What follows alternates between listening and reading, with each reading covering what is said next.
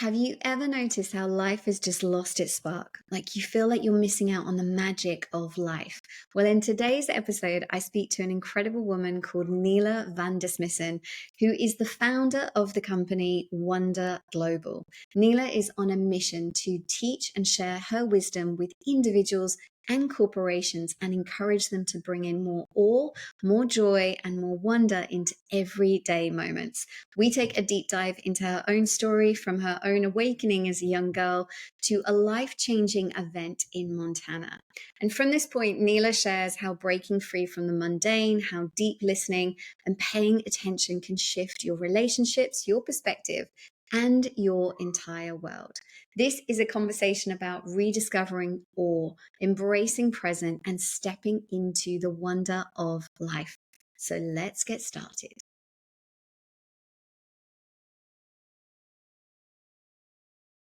So I want to say a massive welcome to you, Nele. Welcome to the podcast. Thank you for having me. I'm so excited. Yeah, me too. Me too. And my first question, I just want to get straight into it, is really how can people live a life of wonder? Great question. Let's get straight into it. For me, a life of wonder is having all your eyes and ears and all your senses wide open to how beautiful life is. And so to practice that, it would be starting with practicing the art of noticing things and paying attention. So I would say it's two things. It's attention and intention. So if you can increase your attention, so your possibility to be present to everything that's happening around you all the time, then that will increase your sense of wonder. But also to be intentional about how you spend your time.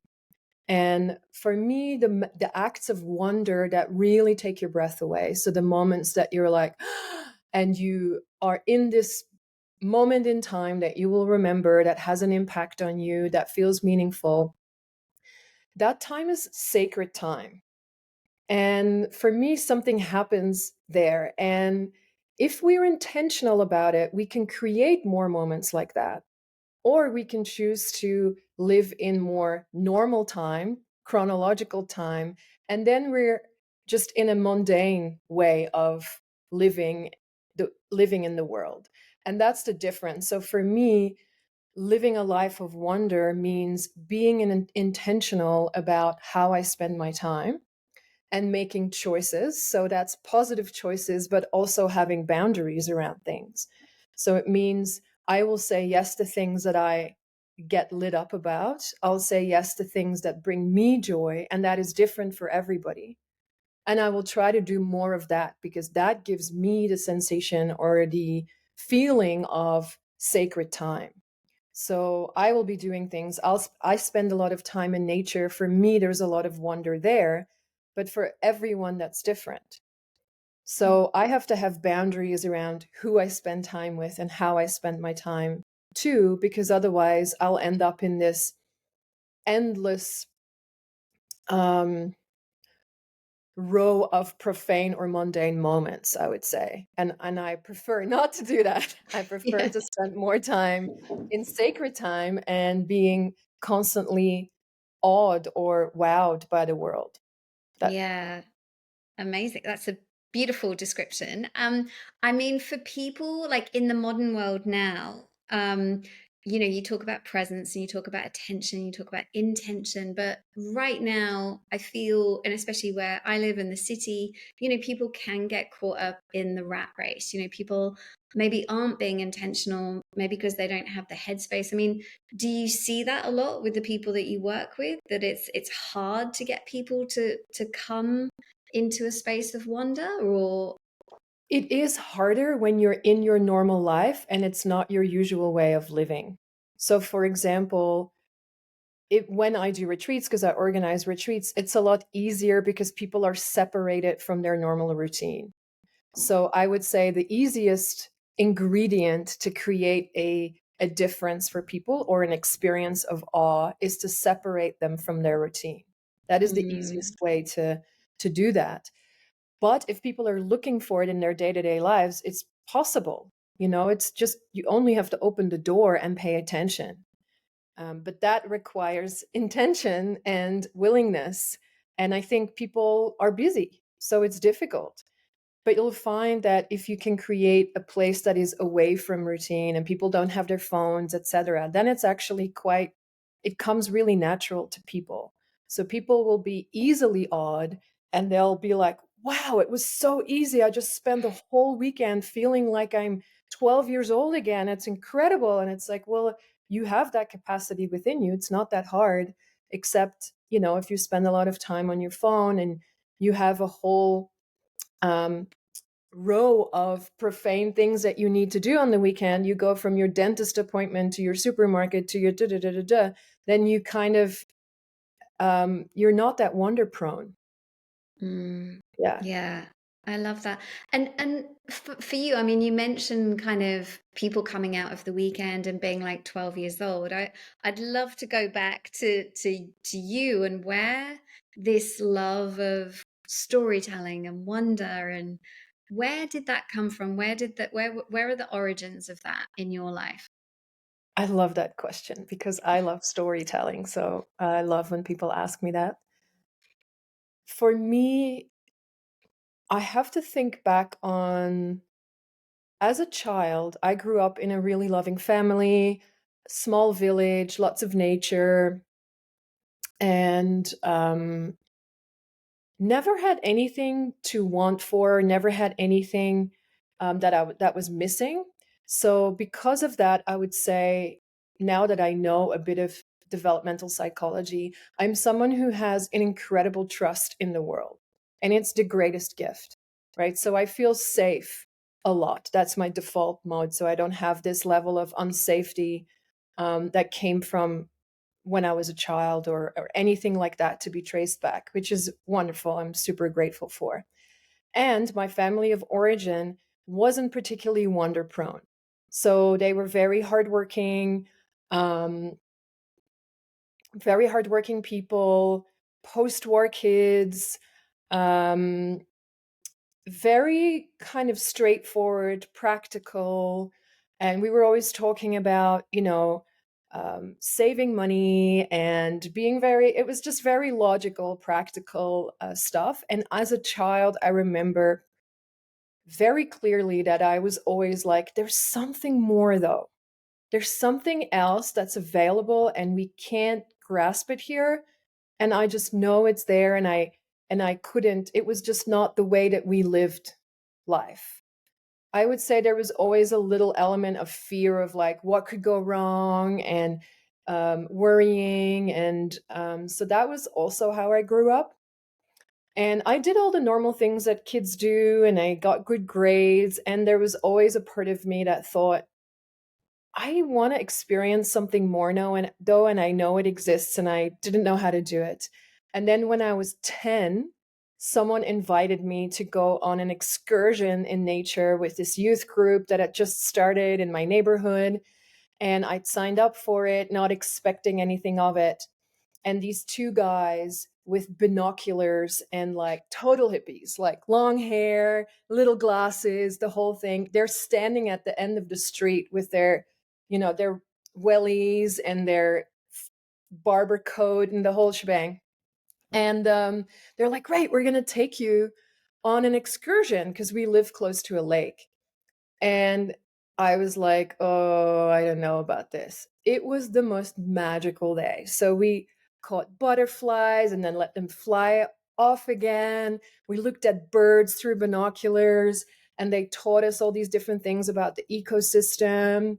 And then at one point, we found this amount of sand, this sand dune, and we sat in it and we started looking for fossils, and I found a shark tooth.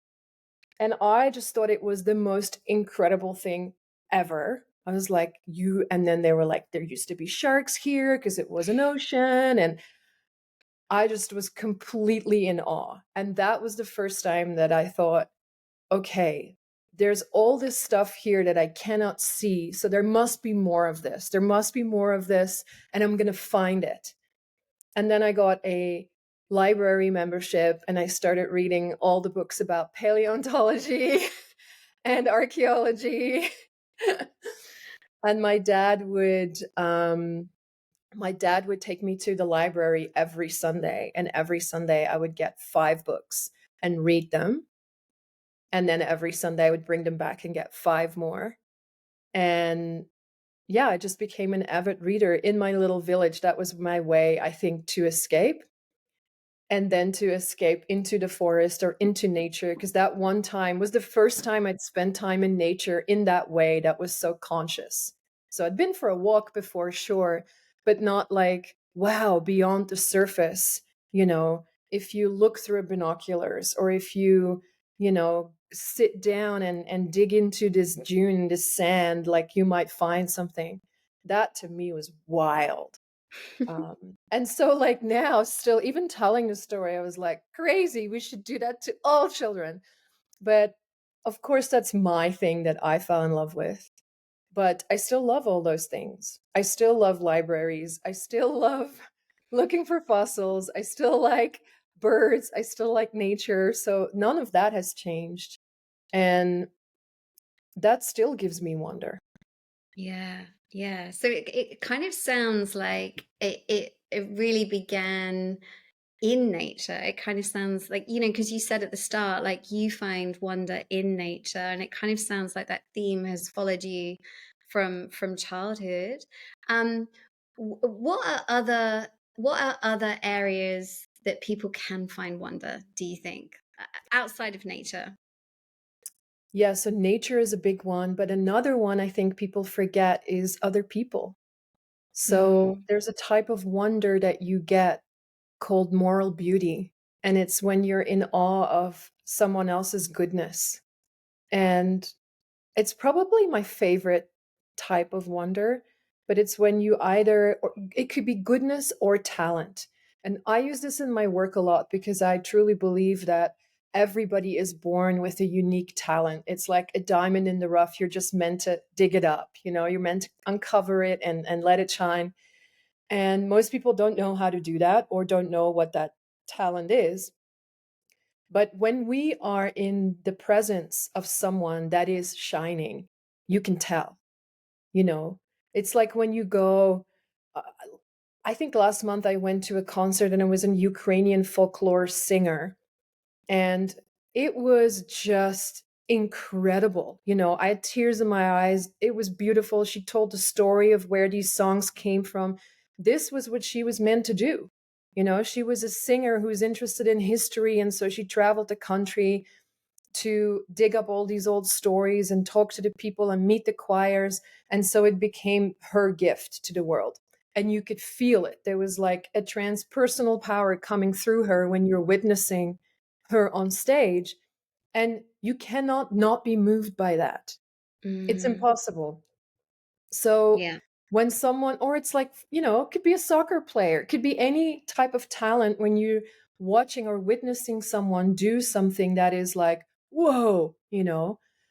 And I think what's beautiful about that type of wonder specifically is that if you're in the presence of someone who is living their gift, or they're shining it, then it's almost impossible not to become curious about that for yourself. Mm, No one walks away from that and thinks, okay, average Monday, let's go back to the water cooler. Like there's something yeah. that happens because of that interaction that makes you think about, wait a minute, what am I doing with my Yeah. life?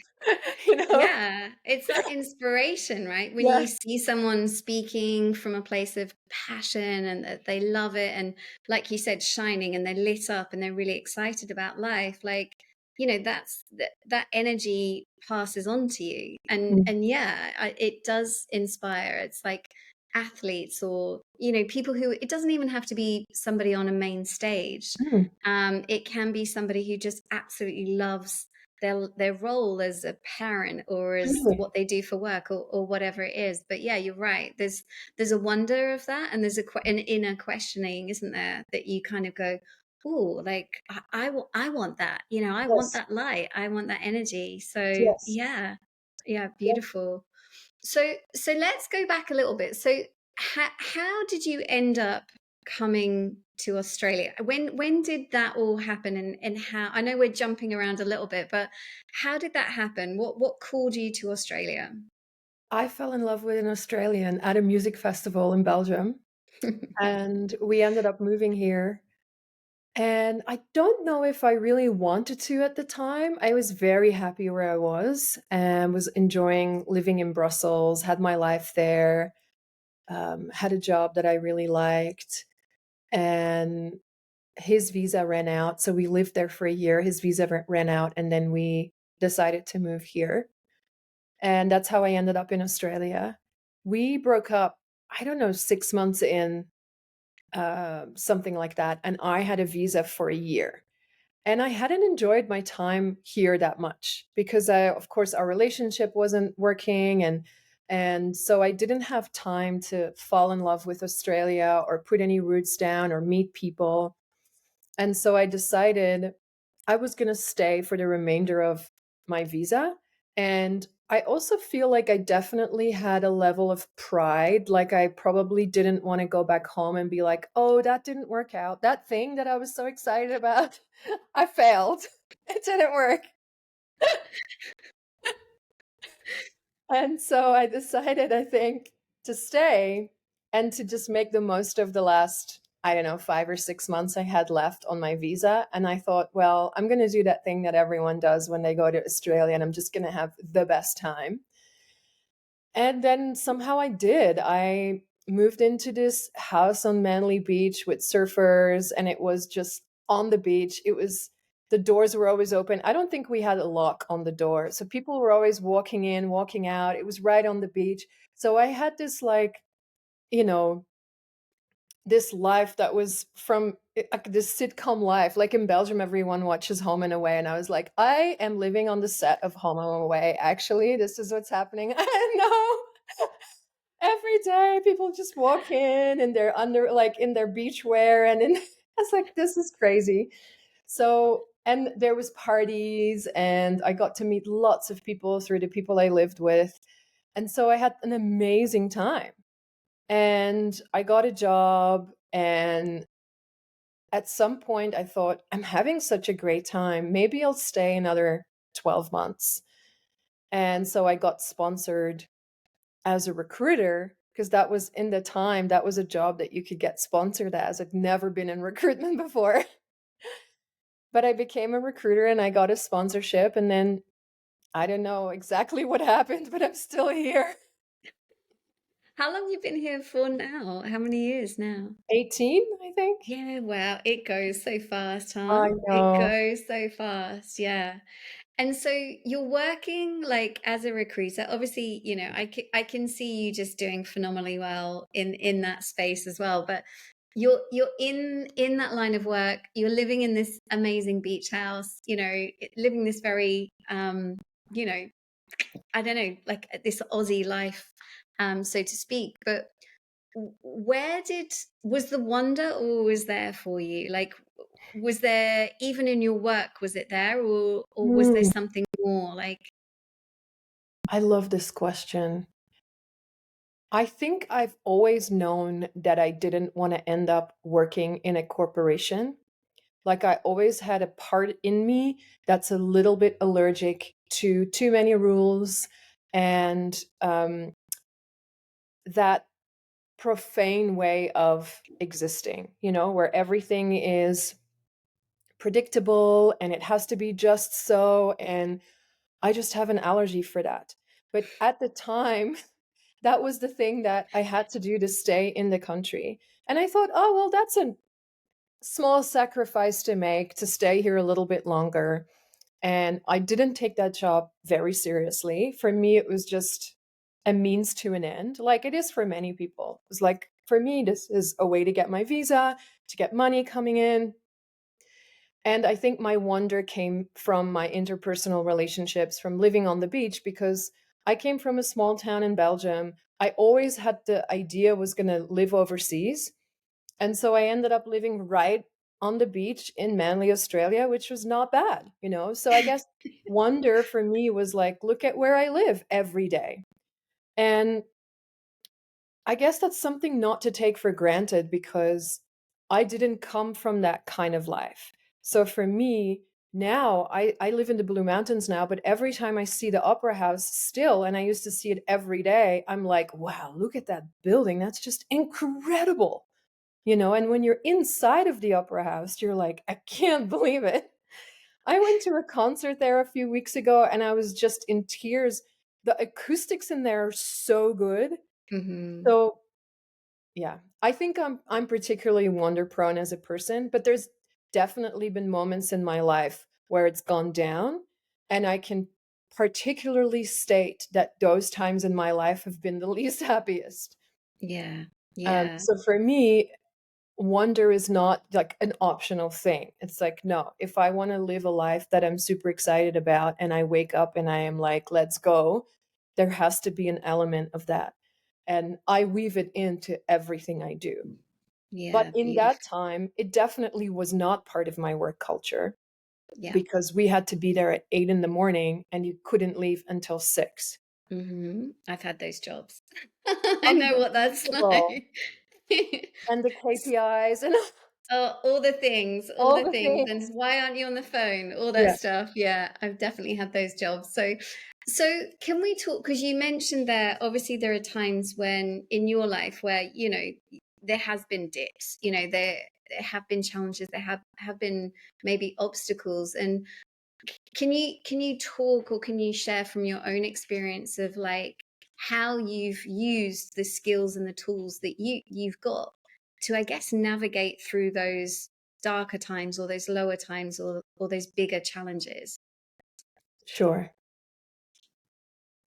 I think there's been a lot of stumbling in the dark, to be honest. Like, I think I definitely went through darker times without having the tools, so I can talk to how it feels different going through them now that I do have them, because I do feel very strongly about this is life and we're human and we're always going to go through ups and downs.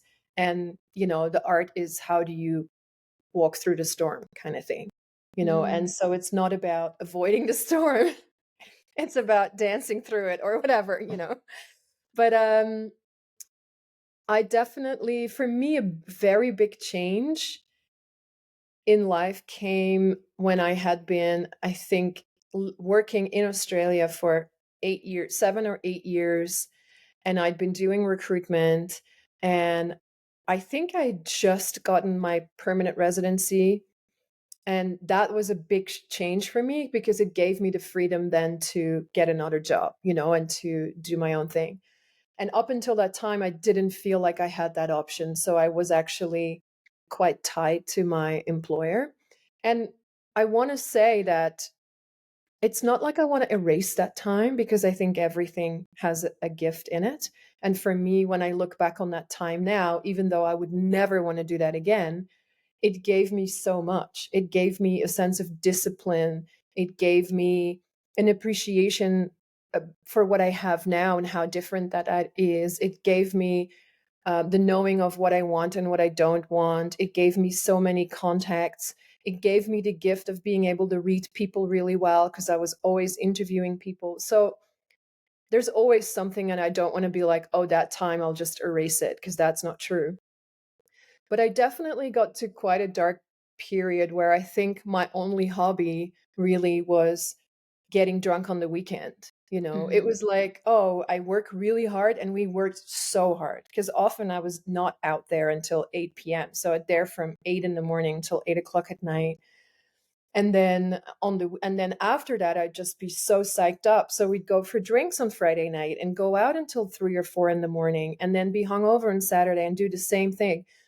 And yeah, I was living on the beach and it was great. And of course, I was a lot younger and everyone was doing that.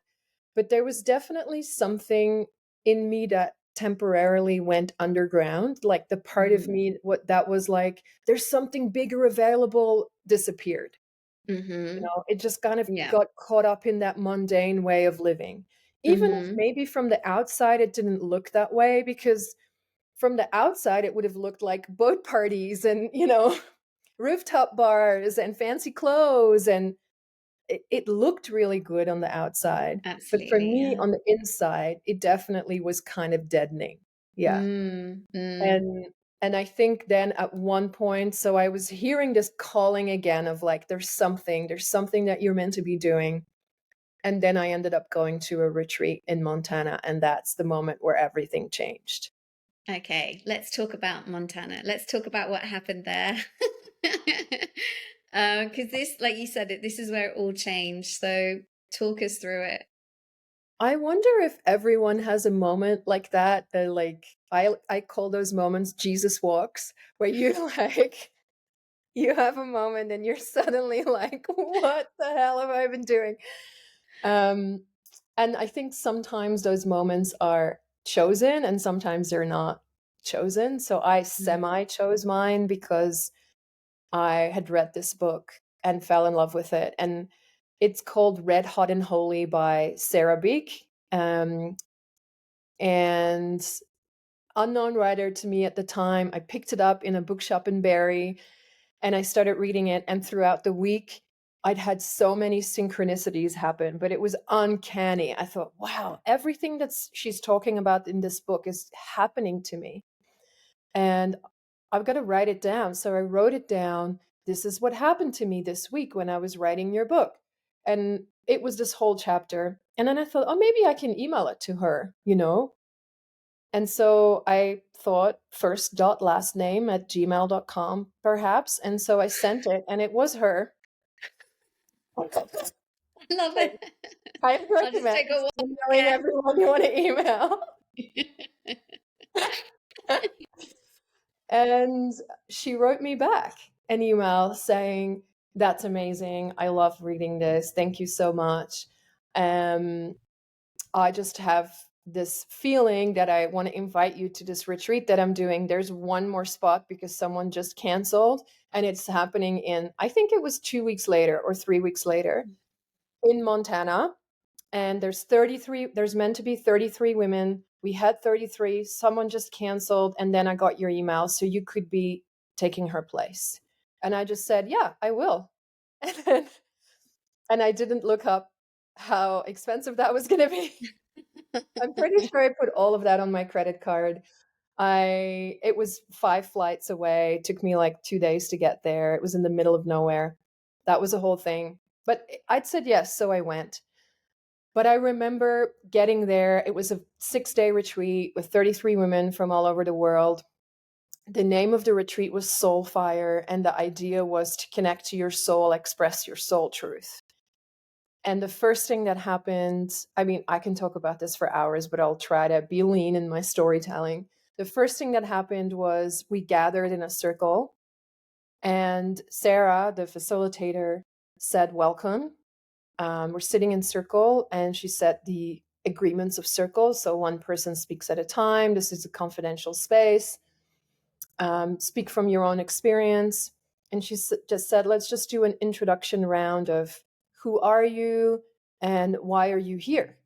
And as she said it, I was like, cool, no worries. I'm Nele. I work at Telstra, like your typical. but But then she gave the talk, she had this talking piece and she moved it around. And the first woman shared, and it was so profound. Like she didn't say that, she didn't say, I'm such and I work at and blah, blah, blah. But it was like, I'm a woman who, and this is what I've lived so far. And this is why I'm here and I'm serious about it. And I was like, oh my God, she like went there. And I felt this sense of embarrassment almost of like, she just completely ripped open. And then it turned out everyone just did that. And I could feel my whole body had this response of something's going on. And I Mm, started crying and shaking. And I think it was the first time in my life I'd been in a space that was so full of truth, mm, where no one was pretending to be anyone else. There was no masks, and everyone was paying attention to what was being said. I just had a physical response to it. My body was like, I cannot handle this. This is yeah. too much. Yeah. And then it But was my turn, and I couldn't speak. I just shook and cried. And then eventually I said a few words, but it was like, I just can't. I was too overwhelmed. And I remember that whole week just falling into a heap. And it felt like I had to completely break down. I had to completely toss everything that I'd been holding that actually wasn't me. And then Mm-hmm. found out that there wasn't that much left, I had to kind of start over. And then after that, I also had a feeling of a calling. So I felt very clearly that week, whatever it is we're doing here, whatever this practice is, I'm going to learn it and I'm going to do it. And this is going to be my job. Mm.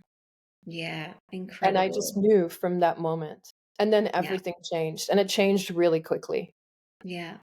If you were to sort of describe what happened to you, like that shedding, the parts of you, all of that, like how would you describe that now? Like, obviously facilitating this for so many people as well. Like, how would you describe what happened to you during that week?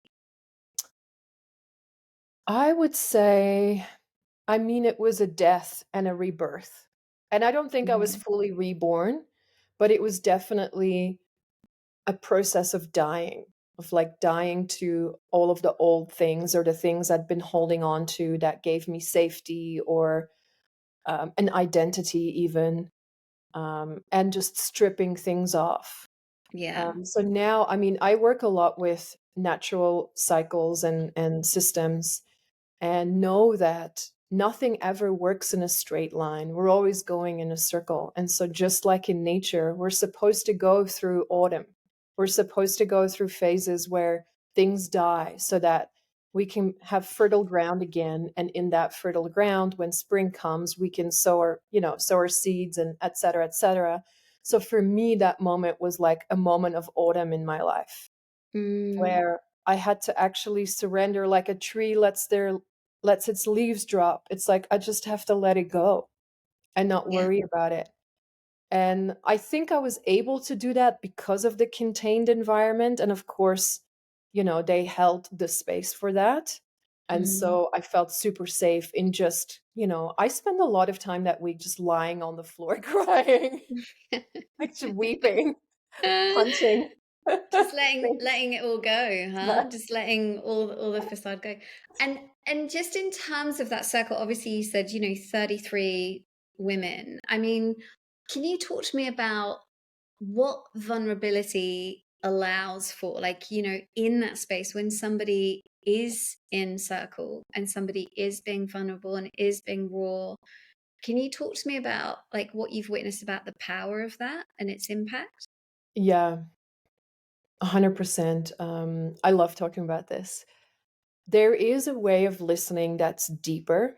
So I can give you a little bit of context. There is a framework of listening. So Otto Skarner talks about this a lot, but he says there's four levels of listening. And the first one is downloading. So that would be, you're just taking what you need from a conversation. And there's not any deep listening. You're kind of just preparing what you're going to say in return. And then the second level is factual listening, which is, oh, you need something from the other person. And so you're actually just waiting for that one thing that they need to give you. And then you take that and you discard the rest. And that is 90% of our conversations. They're transactional, you know. Even with our loved ones, we have transactional conversations most of the time. And those transactional conversations are also profane and keep us in profane time. And then the next level is empathic listening. And that would be listening where you actually don't respond. So you listen with the intention of, again, intentionality. You listen with the intention to understand the person. And when you do that, something happens in the space between people. So when you share a story with me, and it's not a question, but you're sharing your experience, and I'm just listening, and our agreement is that I'm not going to respond or react. I'm just going to listen to you so that you can share everything. And then at the end, you can ask me what you want from me, whether I want to mirror something back to you or whatever. But I'm just holding the space for you to share what you want to share. Mm-hmm. And inevitably, what will happen is that I will start imagining what it would be like to be you. Mm-hmm. Because all I'm doing is being present. I'm not preparing my response. There's no other role for me rather than to understand you. So my brain response is entirely different and it will start syncing. Our brains will start syncing up. And firstly, my imaginative capacity will light up. So I will start imagining your story. Mm-hmm. And once that happens after a few minutes, my emotive capacity will light up and I will start feeling your story. Mm-hmm. And when that happens, you create a field between people and it's a resonance. I felt it many, many times. It's like absolutely magical. And so when we do circle, we call that the moment when it drops. It's like a DJ. I like that description. They dropped. And that is when the resonant field comes in. So it's when the syncing has happened and the people are no longer creating their own story, or they're just completely in the story of the other person and they are the other person. Mm, And so that the benefit of that, of course, is that you create a group system that's really resilient and caring and empathic and all of those things. But also what happens when people are vulnerable is that, and you get that emotive, that empathic response, then your body remembers that story. It has I think it's 27 times higher likelihood to remember a story than it has to remember data. So you will mm, remember the story because of your somatic response. And actually, when you're then in a similar situation, you will remember what to do because you've heard that story. So it's mm. actually a way of distilling wisdom from that field. And I think people sometimes, now I'm excited, you can tell. I'm like, let me tell you about what Go for it. Go for you it. asked me to talk about my favorite things. That's what we're here to do. But people sometimes, I think, have this image or view of circle or vulnerable spaces that it's a bit woo woo, or why would you sit around and cry? And it's really not about that. It's actually a way to distill wisdom and to get that to be present amongst people and to Mhm, create understanding and paradox, like give space to paradox and possibility. And it's entirely magical. yeah. And the fourth way of listening is generative listening. So it means that's like the next level up. That's the way of listening where you're listening beyond what you can see. Mhm, And that's truly magical. And I think people have we've all experienced it kind of accidentally, but it happens in ways where you're talking to someone and you're really listening and you're really present with them. And because you're having that resonance between you, you can see a possibility that wasn't there before. It's mm, kind of like that field between you takes away the black and white thinking. And so you're yeah. no longer thinking in false dilemmas. You're not like, oh, it's either this or that, but suddenly you're like, or we could do this other thing. Mm, And that's a possibility that happens too in those spaces.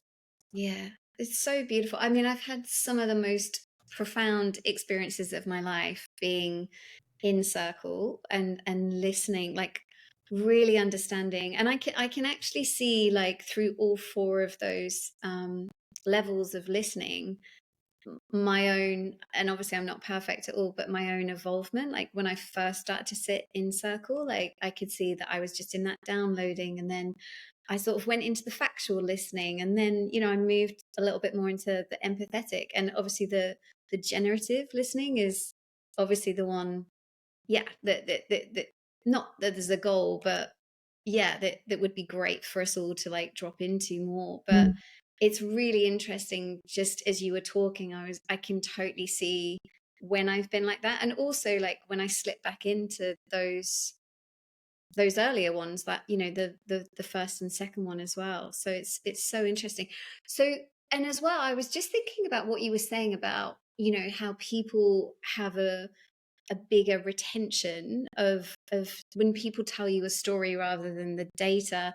And I Mm, was just thinking about, like, especially here in Australia, like, obviously we have our um you know, a huge history with our Aboriginal, our first people here, and just about Dreamtime and the fact that, you know, that is essentially passing down stories and wisdom, but it's through storytelling, isn't mm, it? yeah. And that's how law is remembered. And I definitely am not an expert on this, so I don't want to talk for them. Yeah. But that's how, in my opinion, it's one of the reasons why that is the longest living culture on earth. And it's something that, they are obviously really proud of, but we Mm-hmm. should be more proud of than we currently are and more curious Mm, about, mm. because you don't just become the longest living culture on earth. We should all be like, why is that? Yeah. It should be an example. And I am sure that um, wonder and storytelling is one of the reasons, because there's not just storytelling, there is also the deep connection to nature and the natural world, and a deep listening to everything, not just humans, but a deep Mm. listening to everything around and the mystery, Nature. and Yeah. it's fascinating. Yeah, absolutely, absolutely. I absolutely love where we've gone, but I'm just going to get us because you're such a good storyteller, and I love all of that, and we could definitely go down that way. But I want to just bring us back to, you're in Montana, you're going through this huge experience, you're dropping the facade of everything, letting go of who you know, everything that you've had to be, and in that moment, you have this deep wisdom, this deep calling where you're like, I have to learn this. I have to understand. I have to do this and facilitate this. So what happens for you when you come back from Montana? How does this journey into circle facilitation and beyond kind of grow from you for you from that stage? It went very organically. And it's a little bit annoying to say that, because it's easier if I say, oh, easy, I did this and training and then that training, and people can copy that model. But actually, what happened to me was, a few weeks later, someone that I met at the retreat, a woman from the retreat, said, I have a friend who's coming to Australia and you should meet her. And she became my mentor. And it was, I really strongly believe that as soon as you have a calling, the teacher will appear and everything will work out. And I've seen that happen to many people that I've mentored and I've walked alongside. And it's just about that moment of epiphany and then following. You actually have to also say yes, because you can say Mm-hmm. no. Um, you can keep climbing the wrong mountain at your Mm-hmm. own peril. But Mm-hmm. um, yeah, I had to come down a mountain, which was a little bit annoying. But then I met my mentor, Miriam. And at the time, it's actually phenomenal now that I look back on it. And I was like, wow, I could not have written the story any better. And that's how that often goes, I think. She, at the time, was the director of the Ojai Foundation in California, which is, I think still is, an institute where they hold rites of passage programs and teach circle facilitation. They call it council. That's their tradition of circle. And so she was the director of that place, and she is Australian. So she came home to visit her family, and my friend was like, oh, you should meet. You'll get along like a house on fire. And we did. And then and I was like, how do I learn? She's like, oh, I'll teach you, kind of thing. And then she took me along some of the things that she had organized while she was here, and I just sat with her.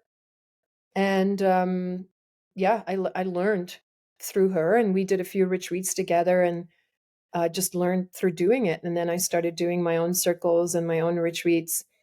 And then after that, I got to, okay, I need to do some of this training. So I did a few circle trainings to learn kind of make sure I was ticking all the boxes. And that was that. It was really, yeah, kind of easy actually. Yeah. Yeah. And so from, I guess, going through that training, being mentored, and again, I've spoken to some people recently about this, about when you really line up with your purpose, and you've just said it perfectly, like the mentor, the teacher will appear. And in this case, it sounds like that's what happened. So really for you, at the time you'd been at Telstra, and then you started creating your own circles and going from there. And so really what happened for you from that stage? What happened next? I mean, a lot of years passed. It doesn't, I want to say now it feels really simple because I'm like, oh, well, everything kind of just rolled into the next thing. But at the time, I probably didn't experience it that way. Mm, I think at that time, I thought it was going quite slowly because, of course, I had a taste of what it could be. And I wanted to be that person. I wanted to be leading sold out retreats for 33 women. And that's just a journey. You're not going to do that tomorrow. You actually have to be able to hold space like that and build a name and blah blah blah. So I think at the time I thought that was going relatively slowly, but looking back, I think it just happened mm, in divine timing and perfectly fine. And so I was getting my experience by doing women's circles. I was getting my experience by co-facilitating with Miriam. And at one point, I started an organization together with another friend of mine called We Can Be Sheroes because we felt very passionately. I love that name still. We should yeah, have it's kept so it. good. It's so good. I still walk around with that bag. I have a bag with a logo of We Can Be Sheroes on it, and people Oh, still stop me in the street so every time good. I wear it. Yeah, Such a great name. Well yeah. done. So we started an organization, and it was to connect women over in circle, to go on retreats, and to actually hold space for women coming into their power, their truth, in using similar tools and similar practices that we had learned at this retreat. I also met her at that retreat. So we did that, and it was amazing. The retreats we did were amazing. I loved it. And it was just not a profitable business for us, at that time. And so after, I think, 2 years, we were kind of like, yeah, yeah. And we had different things we had going on. I still had a job. And at one point, I got an email really randomly from someone in New York saying, "Hi, my name is Jill from Snap. Can we heard that you're trained in counsel. Can we have a talk? Can we have a chat?" And I just was really busy at the time because I had my own company and I was still working, and I was also doing grassroots activism work. And I just was like, delete. So I didn't know what Snap was, didn't make sense. So I didn't read I deleted the email. And then I think a month later, she emailed me again. She said, "Hi, it's Jill from Snap. I'm not sure if you got my email, but Miriam Jones gave me your address." And then I was like, oh, and Miriam's my mentor. I was like, oh, this is someone Miriam knows. I better talk to her. And then I Yeah. accepted a meeting with her. And I had no idea what this meeting was going to be about. And I just went to this meeting and I was like, hey. And then probably 20 minutes into the meeting, I was like, she works at Snapchat? What? Like, I don't understand. And I was like, oh, they call it Snap. I had not paid attention at all to what was going on.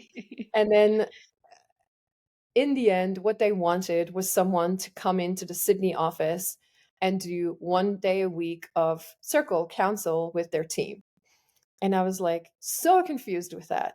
You do circle with your team in a corporation? That's so weird because my experience with circle up until that point had been everybody cries, you Hmm. know? Yeah. Yeah. You do circle Including and me. everyone, yeah, me included. And so I couldn't, that was just the only way that I had experienced it and how I used it because I was doing transformational work with using Circle, and I just thought that was its only application. Mm. So I was like, so do people cry? She said, no, we tell stories. I'm like, about what though? I'm so curious. So I remember coming off that call and being just curious, just thinking, wow, I am so curious about how they do that. Because of Mm. course I was so passionate about Circle already. And the other thing was that I really wanted to make this my job. And I hadn't really been able to figure that out. And was manifesting, or I had this dream of like, I just want to do this because I see how impactful it is. Every time we do a retreat, every time we do a gathering, women are changed by it. I just want to be able to do this work and get paid for it, and get paid for it Mm. well, and for it to be celebrated, not for it to be somewhere on the edge of society, but like this should be daily life. And so that was the vision I had, or the dream I had. And then suddenly I get this call, and I was like, wow, imagine. And I started working there. So I said yes. And it was So an this is incredible Snapchat, just to clarify, Snapchat. this is Snapchat. Yeah, it's a Yeah. massive, massive Massive, global social media. Yeah, the whole thing. the whole thing. And so I started working there 1 day a week. It was an incredible salary. I got a day rate for the first, I think, year I was there. And I started doing council circle with their teams. So everyone in that company has access to sit in circle together. And it was incredible. It just blew my mind. And I had a huge budget to take people on amazing retreats. I had a huge budget to do art with them, to, make beautiful spaces so that when we sat in circle, there was fresh flowers and all of this stuff. It was like my wildest dream come true. Yeah, yeah, incredible. And did you, I mean, what did you find the main difference? Because obviously everything that you've been doing to this point has been circles that you've organized, but now you're going into like a huge, corporation. What were the main differences or challenges that you faced like working with circles in a corporation? Ooh. I mean, for me personally, it was a huge change because I had to test my own beliefs around what makes a good circle. Because for me, a good circle was like someone has a breakdown or a breakthrough. And of Mm. course, you don't really do that because people also have to work. So you can't really do deep shadow work with people. And we would be together and, have 1 hour where we create spaces of connection. And so for me, it took a lot of inner work to not need that Mm. outcome in order to feel like I'd done a good job, Yeah. just because they're in an office. So people would come into my space and we would sit there for an hour, and then I could never go over time. So that was another thing. For me, circle is sacred. And so you don't mess with sacred time. So if at a retreat, I don't interrupt a story, someone's telling a story, I would never say, "Sorry, we have to go to accounting." Like, I would just let them tell the story, and sometimes it goes an hour over because you're just in that moment. But in a corporation, you get an hour, and they have to be, actually you get 55 minutes because people need their 5 minutes to get back to their next meeting or whatever they're doing. So there was a really, really disciplined way of facilitating that was trickier for me. I had to learn to be like, right, I have to be so tight on my facilitation that this circle is going to be exactly 55 minutes. Mm. And so I learned a lot from that. And also to honor the level of depth that people are at is not, it's not my decision, or like it's not my judgment. It's not up to me to judge what is good depth or not. Mm. Everybody is at a different level of connection and depth, and it's perfect just the way it is. So I would say that the main challenge for me was all of my inner beliefs that I'd built around it, and Mm. having to look at how can I actually be a more humble facilitator and more open and more curious, instead of putting my entire belief system on this group of people that are a completely different demographic than what I am used to. Yeah, how Um, incredible as a learning, just to take what you've learned from one space and take it into another, and to have to, I guess, have to adapt yourself, and like you said, adapt your own belief and your own value system around what is a breakthrough, when you're facilitating something. mm, Yeah. What would you say is your, you may have already mentioned it, but what would you say was your biggest learning from working in that environment, working at Snapchat? And many things. I mean, professionally, for me, it was learning how to work with teams from all different cultures and countries, and just to learn that this tool works for everyone. So I had teams in China, in Ukraine, in Saudi Arabia, in Dubai that I supported with Circle.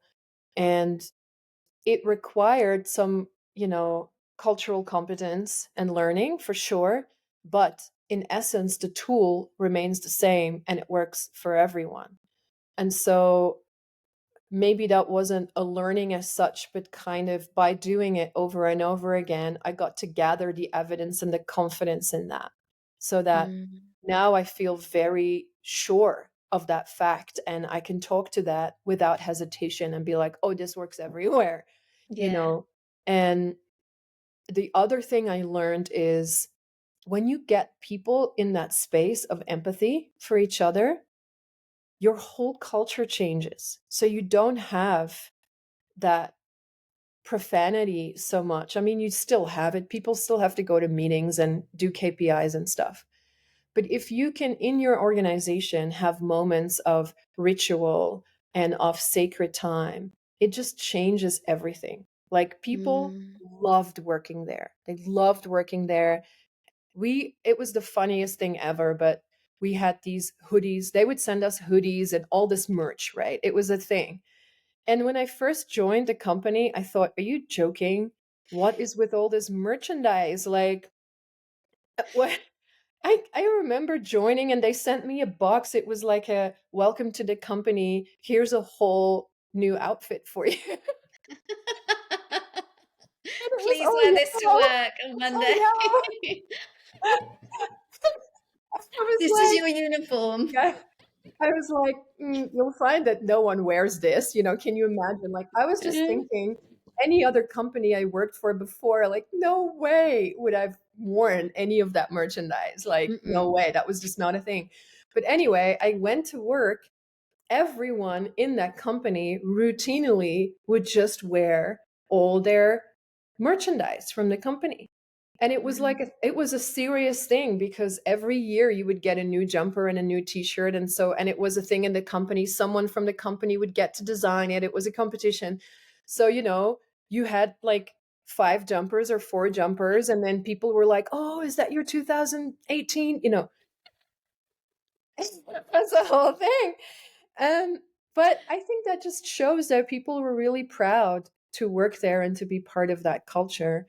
And they definitely invested a lot of money in it. And it felt really homely. And people Mm, still, because I left almost 3 years ago now, and I mm, still talk to those people. We still meet for drinks, we still chat. And it's that kind of moment in time that you will never forget. And I don't feel the same way about all the jobs I had before. mm, So it's mm, different. So there's that yeah. thing I truly believe now, that if you can create sacred time in any community or culture, and anyone would know, that's why ritual exists. Like if you look in Bali, those people are so in community, so together, Mm, because they have all this ritual experience together, and that's their sacred time. But to create that in an innovative, modern way for an organization or a community is life changing. And that's what brings people together, keeps them together, makes them look back on that time and go, that was different, wasn't it? Yeah, it was really different. Why? Well, Mm. that's why. Yeah, incredible, incredible. Can we talk about wonder? I mean, And I know sure. I know we've been talking about wonder, the experience of, taking in things, but I want to talk about the wonder that you've created, which has a slightly different spelling. It's Sure. Wondr instead Yes. of Der. So tell me about wonder, your wonder. So my Wonder is a company. It started in 2002. And it's so what we do as a company, or what I do, is bring more sacred time to people in a way. That's the easiest way to say it.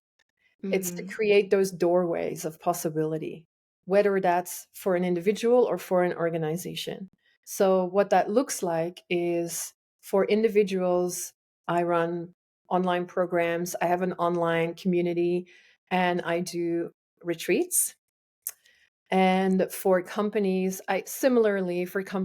I specifically work with companies around offsites and retreats where we take people and we create that moment in time that's memorable for them, where they have the transformation. So Mm, at the core, everything I do has transformation in it, and hmm. everything has that doorway to wonder or possibility. So it's all about creating more sacred time in your day to day, and how Mm, that, when you do that, that's where the possibility lies. yeah. I mean, that beautiful. And I think like where we are in the world right now, we talked about the busyness at the start. We talked about, people being more on their laptops, on their devices, more in that work hustle mode. I just think there is going to be so much more of a demand for the kind of work that you're doing, Mm, because people are going to be looking for ways to not disconnect, but actually connect to themselves. mm, Yeah. And I think it's really beautiful now because you know, because you've had this experience of full facilitation of circle, but then also this corporate, experience that you had with Snapchat, with one of, by the sounds of it, one of the most invested companies in people. I mean, what a gift that you've got both sides of that coin to bring to mm, your own company now. mm. I Yeah, really love that. incredible. Yeah. Yeah, And I incredible. really think it's nice that you see that, because I feel the same way about it. There's something really special or particular about being able to have my feet in both worlds Hmm. and to feel comfortable. And it's something that is very part of my identity, because actually a lot of the work I do is spiritual in nature, but it's so grounded.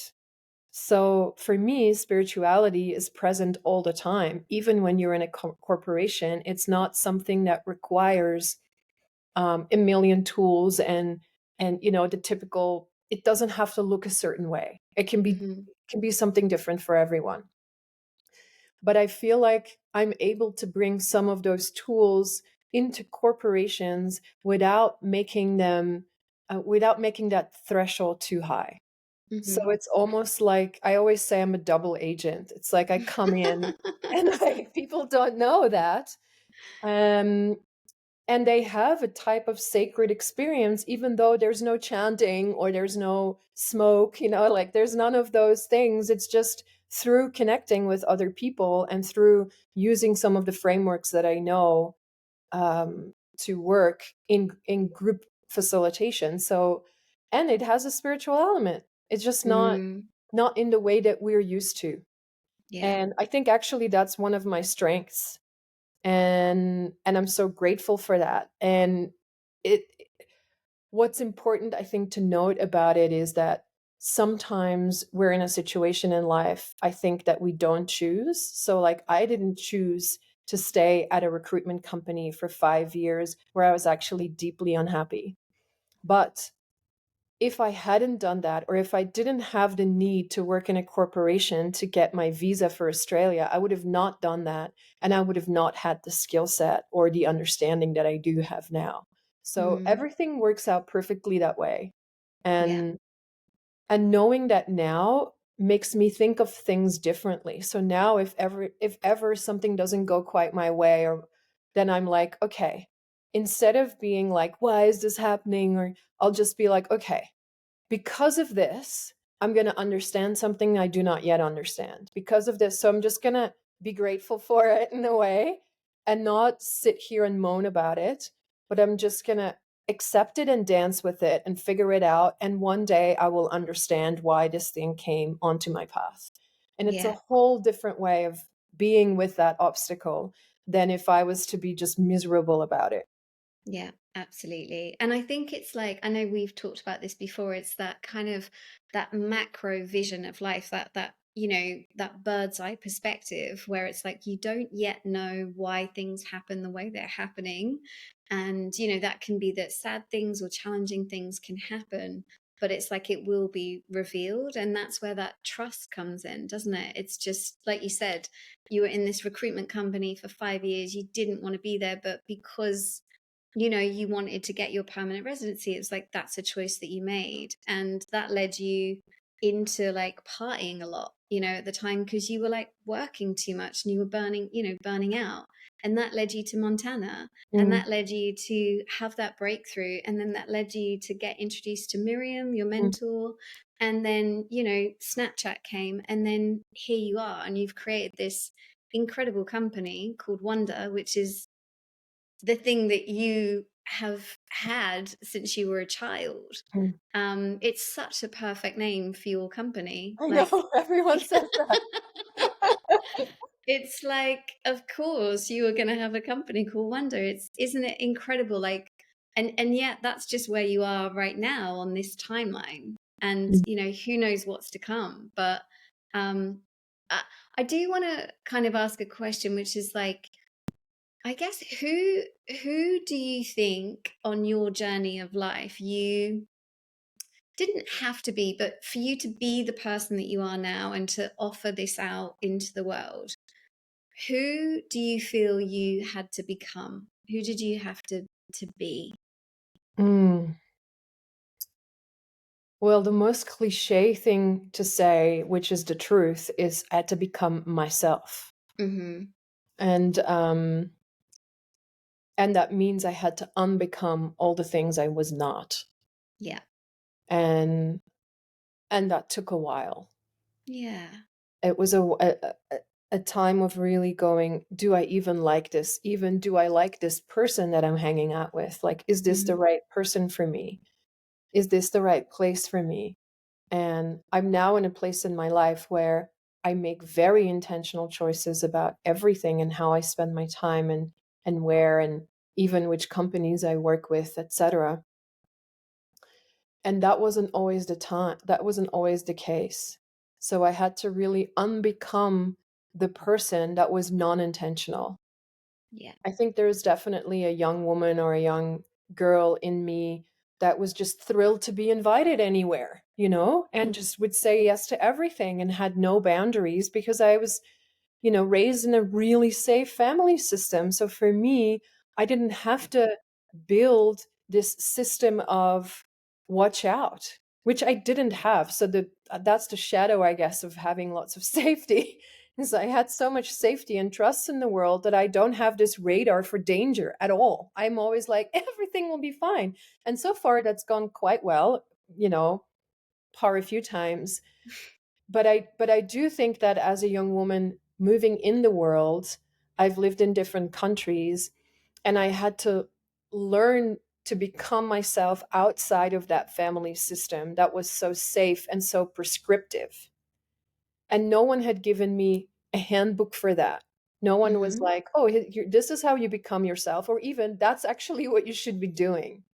My handbook was like act normal, walk in line, make sure you make enough money to pay your bills, and just like don't ever make a ruckus, turns out. But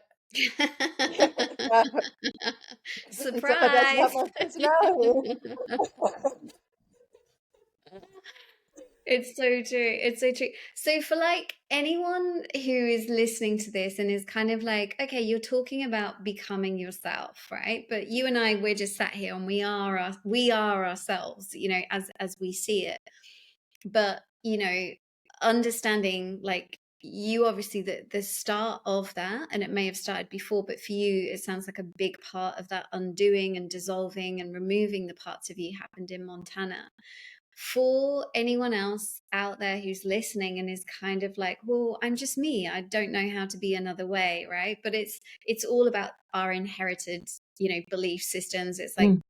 be the good girl, the good boy, the people pleaser, the perfectionist. Like we're not even aware of it sometimes, that we are just essentially acting out the belief systems of our family. and Mm. and and so what would be your advice to somebody who's kind of sat there going, yeah, like I feel like there's something more, I feel like there's some more joy or more wonder that I can experience in life? Like what would you say to them to start to chip away at themselves? The first thing I would say is stop doing everything that you don't enjoy. Like Mm. anything that you're doing because you think you should do it, stop it. Don't do that. Like, no more. And I know that a lot of people, so I'm going to explain that. I know that a lot of people are like, yes, but you need to have discipline in life and stuff. And I'm like, yeah, I am disciplined about some things, but I am very disciplined, most disciplined about my joy and my pleasure. And that's actually what is my strongest foundation. So I have a hard no for things that are like not fun for me. Hmm. So even I'm someone who is healthy. I eat healthy, but I like healthy food. So I make time to cook delicious food that is healthy. I hardly drink because alcohol just doesn't serve me. Hmm. Occasionally, I love going to a party and drinking, but it happens once every 3 months or so. So for me, it's like, what do I enjoy? Like, I love going for walks. I will never, ever, you will like, won't catch me dead at some sort of workout where you have to lift weights and someone yells at you and all of that stuff. Is like, hell no, not in this lifetime is that going to happen to me. I just don't enjoy that. So, and I think I did all those things when I was younger because I was like, well, I have to look a certain way, I have to do this, da, da, da. And that's how you kind of get off track in my Hmm. experience. So now I spend a lot of time dancing because I love dancing. I go for long walks in nature because that's my joy. So stop doing everything that you think you should be doing or people are telling you should be doing, but you actually don't enjoy. Hmm. And of course, sometimes you have to negotiate with other people around that. But I feel like that already would take some stuff off your plate. And then Yeah. and then start by being inquisitive about what are the things that really light me up? What are the things that actually, when I was younger, would keep me up until the middle of the night? What were the things I was curious about when I was a child? I call that wonder tracking. I do a practice with people when they first join the Wonder Lab. It's the first thing they get. It's this meditation of half an hour where you track your wonders. And it basically takes you back to all the moments in your life where you had your breath taken away. Because it's different for everyone. People are wonder prone for different things, but it's Mm. information about who you are. Right. So for me, it's often like I can be at a waterfall and be like, are you kidding me? It will never get old. And it Yeah. just takes my breath away and I love it. Or, sleeping under the stars, divine, but other people don't want to do that. Other people Mm. are like, put me in a football stadium with 20,000 people that are yelling, and that's like my happiest moment. Great, do more of that, Hmm. Yeah. but don't go to have high tea if that's not your jam. Like, it's not my jam. That's a good word Yeah. choice. But I don't like that kind of stuff. So now when people invite me, unless it's my best friend who, I'm just like, I'm sorry, but I'm not going to come to that. I don't enjoy it. Mm. Yeah. So it's really the biggest advice is stop doing what you don't enjoy and stop doing more of what you do enjoy and Yeah. train your attention muscle. Yeah. That's such beautiful advice. And I think it's, just coming back to it's just like that's when your shine comes through, right? That's when you're lit up, when you're doing the things that you love and that make you as an individual happy. That's when, you talk to people and that's when that passion comes through, right? Because you're living the life that you're creating rather than doing things for other people or being, the people pleaser, which, self-confess that was me, and just following whatever anyone wants you to do, poor boundaries, where it's like, yeah, when you're making that choice for yourself, I love doing this and I'm going to make a point of doing this for myself. That's when that energy and that natural flow starts to come through. Yes. So, yeah, such And there's beautiful really advice. something, I think, when you see a person that is in that flow, you can Mm, tell, right? There's something mm-hmm, magnetic about them. mm-hmm. And I Absolutely. can tell, I used to be envious of those people. And I see that sometimes now when I facilitate a big group of people, I can feel that projection sometimes from people because I'm there doing what I love and I'm getting paid for it. And it's epic. And it's a lot for people sometimes. So I can Mm, feel that projection of, I call that sacred envy, because you actually want that shine and you want that thing that that person has. And I think when you have sacred envy, it's such a great doorway because then you can become curious about what is the thing for you that's going to get you to that place. yeah. So beautiful. I love that. I haven't heard of that before. That's a good one, Neela. Sacred Sacred envy. envy. I love it. I love it. And where can people find your work? What's the easiest way for people to find out what you do and find your website and Sure. The website is wondr.global. And then I am mostly active on Instagram, which is the same at wonder.global. And I post a little bit on LinkedIn, but not every day. that's coming, That's coming. maybe. And what's in store for you, like with Wonder? Like what's your plans with this incredible company of yours? Well, at the moment, I'm running, so I run facilitator trainings for people who want to learn what I do. And that is growing rapidly. So there's a lot of interest for that. So I am considering broadening that that and having more trainings available, but also deepening the levels of training that we have. So, right now, you can learn how to be a circle facilitator. And at some point, I also would love to teach people how to design and facilitate transformational experiences for groups. So, for example, how do you do this in a corporation? How do you bring sacred time into corporations and run a training on that? So, I think at the moment, the training part of the organization is doing really well and growing really rapidly. So I feel like the energy is there and I am turning towards that. So that's probably where my attention is going to go in the coming months. And also, the retreats are going really well. So there's going to be more retreats. And I have one signature one called Wild Wonder, which is like dipping your entire body into wonder for a weekend. It's delightful. And people come away from that so enchanted. That's a women's retreat. And those are really popular. And I'm going to run my first women's rite of passage this year, which is going to be basically what I did in Montana. So the circle comes round in October this year.